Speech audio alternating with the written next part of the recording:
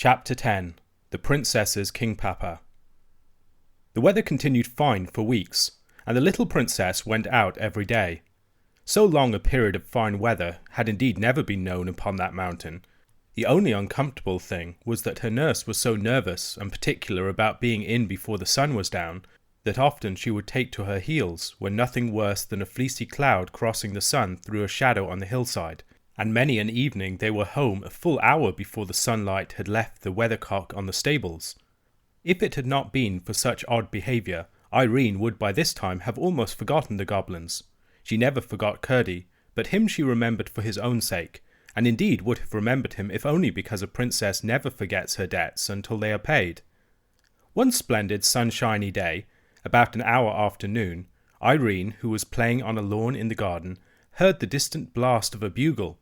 She jumped up with a cry of joy, for she knew by that particular blast that her father was on his way to see her.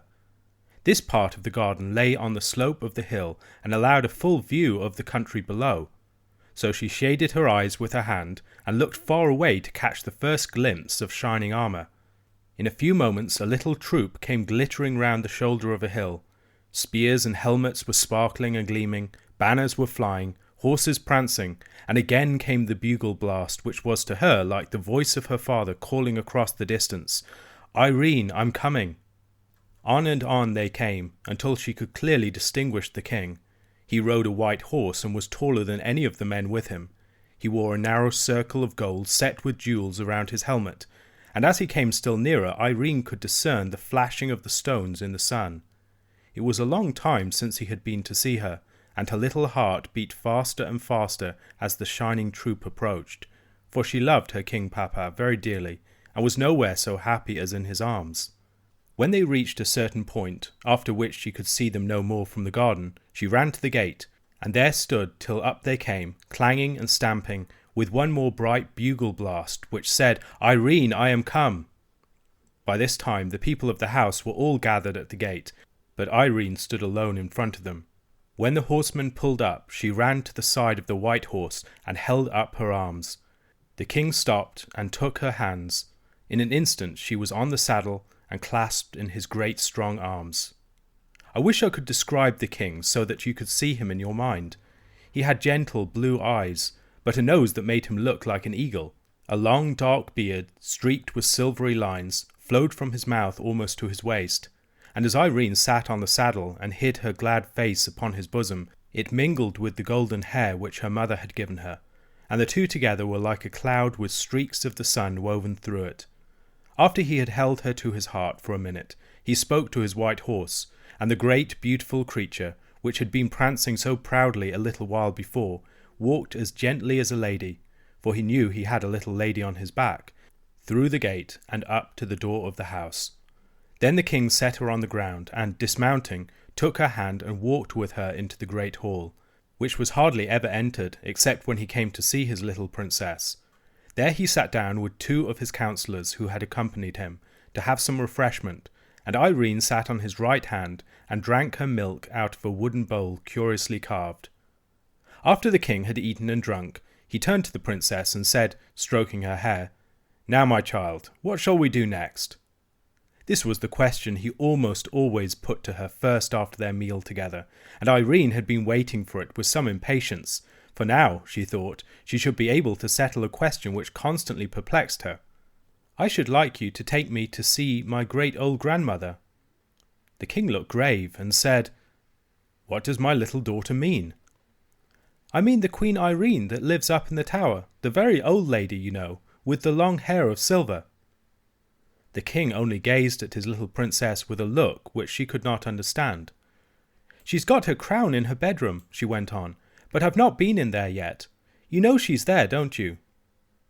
"No," said the king very quietly. "Then it must all be a dream," said Irene. "I half thought it was, but I couldn't be sure. Now I am sure of it. Besides, I couldn't find her the next time I went up." At that moment a snow-white pigeon flew in at an open window and settled upon Irene's head. She broke into a merry laugh, cowered a little, and put up her hands to her head, saying, "Dear Dovey, don't peck me. You'll pull out my hair with your long claws if you don't mind." The king stretched out his hand to take the pigeon, but it spread its wings and flew again through the open window, when its whiteness made one flash in the sun and vanished.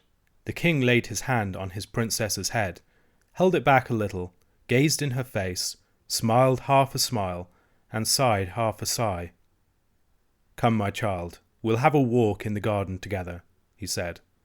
"You won't come up and see my huge, great, beautiful grandmother then, King Papa?" said the princess. "Not this time," said the king very gently. "She has not invited me, you know, and great old ladies like her do not choose to be visited without leave asked and given." The garden was a very lovely place. Being upon a mountainside, there were parts in it where the rocks came through in great masses, and all immediately about them remained quite wild. Tufts of heather grew upon them, and other hardy mountain plants and flowers, while near them would be lovely roses and lilies and all pleasant garden flowers. This mingling of the wild mountain with the civilized garden was very quaint, and it was impossible for any number of gardeners to make such a garden look formal and stiff. Against one of these rocks was a garden seat, shadowed from the afternoon sun by the overhanging of the rock itself. There was a little winding path up to the top of the rock, and on top another seat. But they sat on the seat at its foot because the sun was hot, and there they talked together of many things. At length the king said, "You were out late one evening, Irene." "Yes, Papa, it was my fault, and Lootie was very sorry." "I must talk to Lootie about it," said the king. "Don't speak loud to her, please, Papa," said Irene. "She's been so afraid of being late ever since. Indeed, she has not been naughty. It was only a mistake for once." "Once might be too often," murmured the king to himself as he stroked his child's head. I can't tell you how he had come to know. I'm sure Curdie had not told him. Someone about the palace must have seen them after all. He sat for a good while thinking. There was no sound to be heard, except that of a little stream which ran merrily out of an opening in the rock by where they sat, and sped away down the hill through the garden. Then he rose, and, leaving Irene where she was, went into the house and sent for Lootie, with whom he had a talk that made her cry. When in the evening he rode away upon his great white horse, he left 6 of his attendants behind him, with orders that 3 of them should watch outside the house every night, walking round and round it from sunset to sunrise. It was clear he was not quite comfortable about the princess.